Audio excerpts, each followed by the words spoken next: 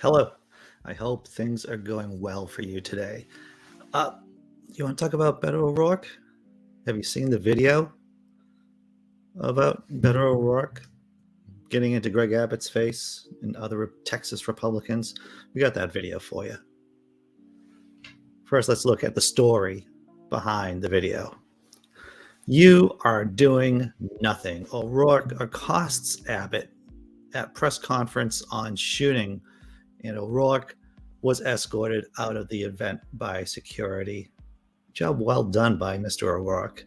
And he is running for governor. Beto O'Rourke. He's running for governor against Greg Abbott. And in case you're wondering what the polls are like, this is from 538 from April 14th through the 22nd. And Abbott right now is 11 points ahead of O'Rourke. Of course, that's an old poll. And anything can happen between now and the election in November. All right, Governor Abbott, I have to say something. O'Rourke, who is running for the Democratic nomination to challenge Abbott in November's midterm elections, the time to stop the next shooting is right now, and you are doing nothing. So you can just imagine that this did not go well in a hall full of Republicans. And you would be correct. The totality of O'Rourke's remarks were difficult to hear as he was shouted down by those on stage who were speaking into microphones. Among those attempting to speak over O'Rourke was Lieutenant Governor Dan Patrick, a Republican who told the former El Paso congressman to sit down and that he was, quote, an embarrassment, unquote. You want to take a look at the video? Let's take a look at the video, everyone, and see what we can make out of it. Excuse me. Excuse me. Excuse me.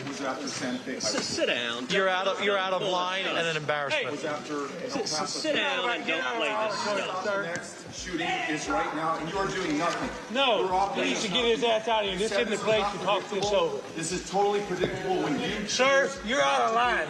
Sir, you are out of line. Sir, you are out of line. Please leave this auditorium. So you can almost... It's reminiscent, I would imagine, of what during segregation, right, during Jim Crow, that Southerners would be screaming at black protesters. You are out of line, sir. You are out of line. You're out of line against this Confederacy. I'm sorry. Let's get back to the video.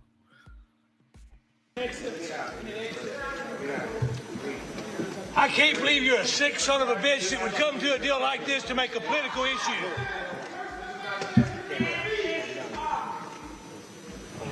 Yeah, you want me to come in?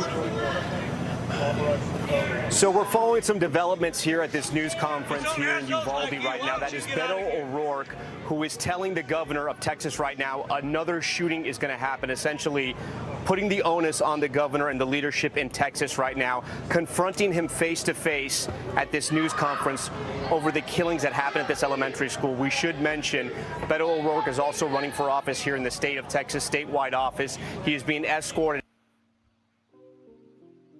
And I think that's a good strategy. I mean, there are different ways of going about your business, of trying to get a political point proven to affect people's hearts and minds. And I think getting into people's faces are okay. I think it's an okay strategy.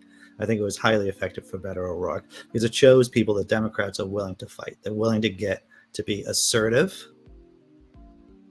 and to confront, let's face it, Christo-fascists who are complicit in the death and in the murder of school children. You know, if we don't confront those people, who are we going to confront? When would we confront them? If this isn't a time, when is it? If we don't do it, who will? Let's go back into the story. His outburst seemed to channel the nationwide outrage from advocates for stricter gun laws that has followed Tuesday's shooting. The attack has prompted Democrats in Washington to relaunch efforts to enact gun restrictions despite widespread criticism within the caucus that such legislation has any realistic chance of winning enough Republican support to pass.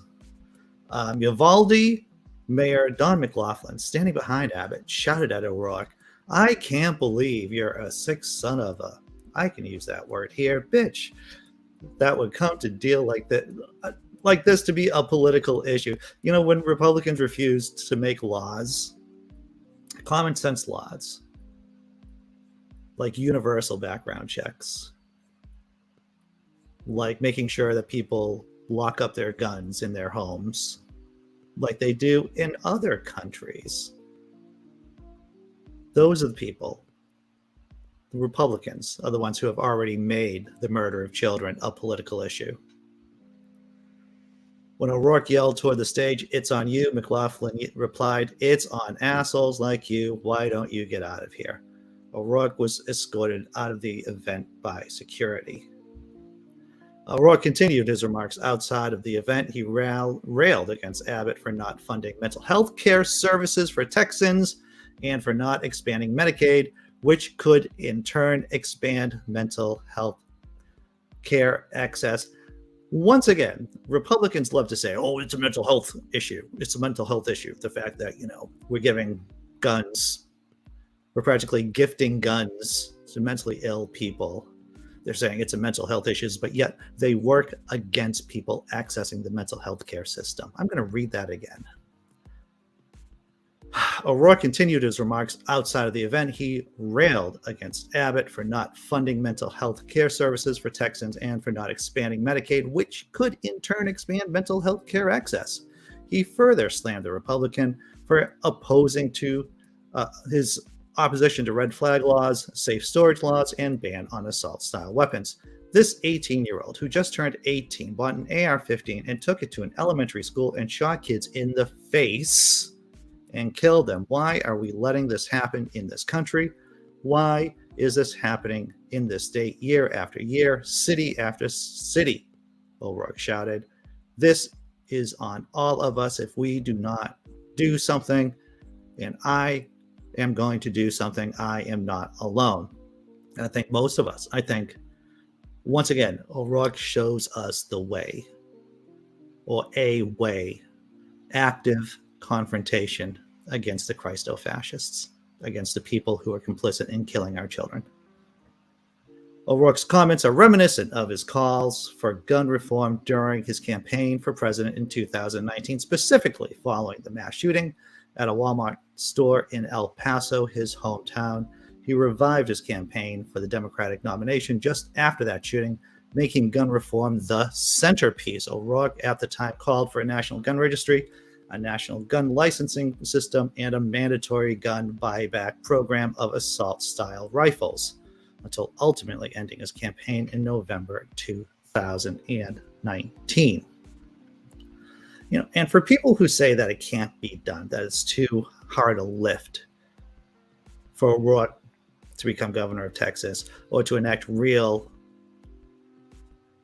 gun legislation, anti-gun legislation, I just want to say, if you've lived long enough, you have seen significant changes in this country. Marijuana is legal in many states. Gay marriage is a thing across the country. Fingers crossed. Even, let's hope that the conservative Supreme Court doesn't overturn that. But there have been significant changes within my lifetime and in many of yours too. This can happen. We just got to keep faith and work towards the goals. Because that's what the opposition doesn't want us to feel. They don't want us to feel empowered.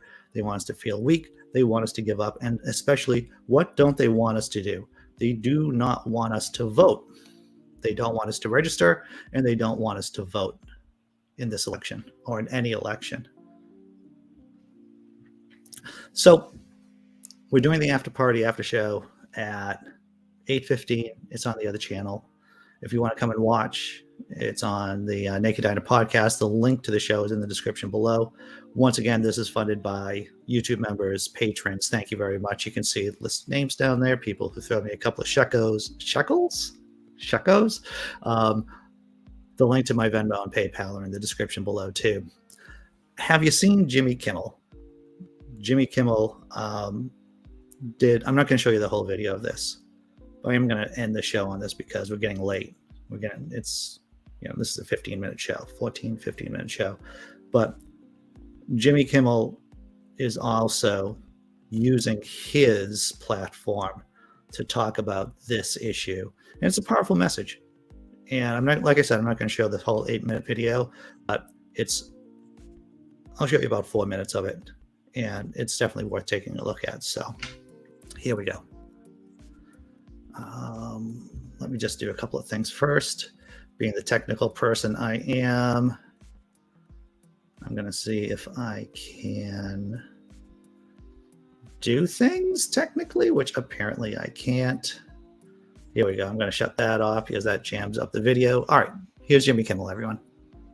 It's Jimmy, and I wanted to speak to you directly without an audience for just a bit before we start the show, because here we are again on another day of mourning in this country. Once again, we grieve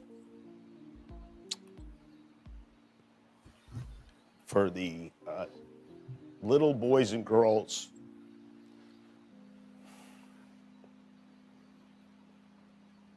whose lives have been ended and whose families have been destroyed, while our leaders on the right, the Americans at Congress and at Fox News and these other outlets, warn us not to politicize this. They immediately criticize our president for even speaking about doing something to stop it, because they don't want to speak about it, because they know what they've done and they know what they haven't done, and they know that it's indefensible. So they'd rather sweep this under the rug. And, most Americans support keeping guns out of the hands of criminals and children. The majority of us do, Democrats and Republicans. And the reason they call them common sense gun laws is because that's what they are. Common sense. 89% of Americans want background checks before a gun can be purchased, which is just the very least we can do. A bipartisan bill passed in the House. It's been stalled in the Senate for over a year now. They won't pass it because our cowardly leaders just aren't listening to us. They're listening to the NRA. They're listening to those people who write them checks, who keep them in power, because that's the way politics work. That's the idea we settle on. So we tell ourselves, but it doesn't have to be that way. Not for this. You can tell things are out of whack when the coach of the Golden State Warriors shows more leadership and passion than almost every Republican in Congress. And I say this tonight with the hope, not with an expectation, but with the hope that people like Ted Cruz and Greg Abbott and John Cornyn, people who were elected by Texans, will actually listen to it. Instead of going right to gun control laws don't work and we need armed teachers and guards at schools. If your solution to children being massacred is armed guards, you haven't been paying attention to what's going on. There was an armed guard in Buffalo. There was an armed guard in Parkland. There was an armed guard in Uvalde. They had armed guards. There were police officers armed on the scene. All right, that's all we have time for. I hope I'll see you at less than 2 minutes over on the Naked Diner podcast channel. Take care, everyone. I'm gonna drop a cat video, try to put a smile on your face before we say goodbye, at least for today. Unless you see us in a couple of minutes, we're doing the same show tomorrow. Take care, everyone. Excuse me, sir. Yes, quick question for you. Why are you so cute?